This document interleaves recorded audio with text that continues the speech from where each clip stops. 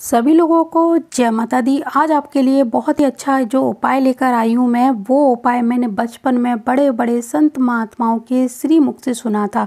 इस उपाय को करने के बाद आपके तो कष्ट कटेंगे ही, साथ ही साथ क्योंकि ये जो उपाय है पशु पक्षियों के लिए है तो उनको भी मुक्ति मिलेगी।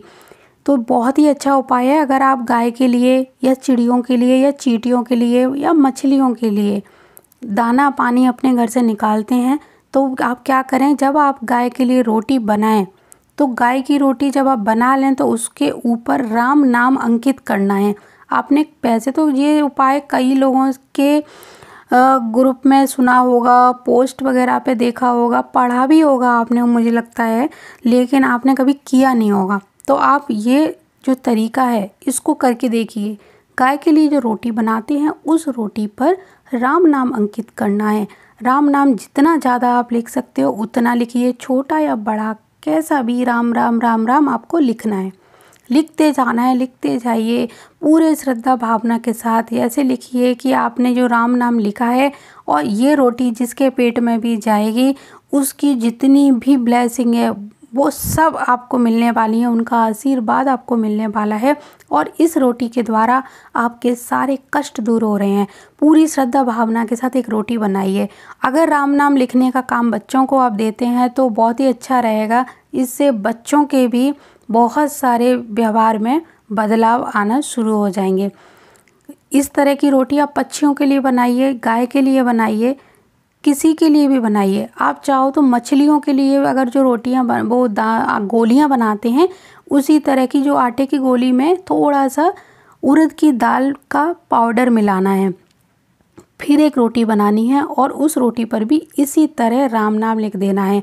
मछलियों के लिए बनाते समय ध्यान रखें उड़द की दाल का पाउडर आटे में मिक्स करना है, गेहूं के आटे में। और फिर ये रोटी बनाकर और इस रोटी को धीरे धीरे रोल करते हुए इसकी गोलियां बना लेनी है। छोटी छोटी गोलियां आप बना लीजिए, कोई भी साइज हो सकता है गोलियों का, ऐसा कुछ भी नहीं है। आप चाहो तो 108 गोली, अगर आपके घर के पास कोई नदी या तालाब है जहाँ पर बहुत सारी मछलियाँ हैं तो आप 108 गोली गिनकर रोज़ मछलियों को खिलाना शुरू करिए, या इससे ज़्यादा भी कर सकते हैं, ऐसा कुछ भी नहीं है। लेकिन कम से कम 108 गोलियाँ बनाते जाइए। जब आपने रोटी पर राम नाम लिखा उसके बाद जब ये गोलियाँ इस तरह रोल करेंगे तब भी मुँह से राम राम राम राम भूलते जाइए। और फिर इन गोलियों को पहले इकट्ठा कर लीजिए बहुत सारी बना के, और फिर इनको सुखा लीजिए धूप में। आप इनके पैकेट बनाकर पहले से ही रख लीजिए घर में।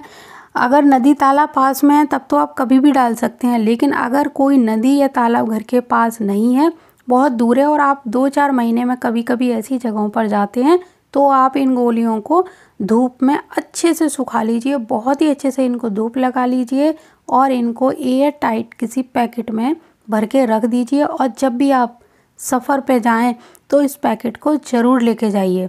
ये बहुत ही अच्छा उपाय है। मछलियों को जब आप इस तरह की रोटियां खिलाना शुरू करेंगे, यानी इस तरह का भोजन देना शुरू करेंगे, तो यकीन मानिए राम नाम की गोली जब मछलियों के पेट में जाएगी तो उसको तो इतनी सुख की अनुभूति होगी, और जब वो ये भोजन करेगी तो वो हमारे लिए बहुत ही अच्छी भावना रखेगी, और वो जब अपने अंदर अच्छी भावना रखेगी तो उसका प्रभाव हमारे ऊपर अवश्य ही आएगा।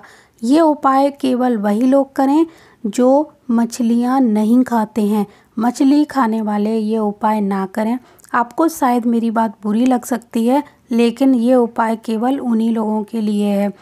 आप जिनको खाना खिला रहे हो और फिर उनको ही खा रहे हो तो ये उपाय आपके बिल्कुल भी काम नहीं आने वाला। इसीलिए ये गोलियां बनाइए, इनको सुखाइए और जहाँ पर भी मछली हो वहाँ पर उनको लेके जाइए। अब जो गाय की रोटी आपने बनाई थी उसको या तो पराठा बनाकर सेक लीजिए, चाहे वो उसकी पूरी बना लीजिए, चाहे उसकी रोटी बना लीजिए, और जब भी गाय को देने जाएं तो ये राम नाम लिखी हुई रोटी या पराठा गाय को खिलाना शुरू करिए। ये सही तरीका होता है गाय को भोजन खिलाने का।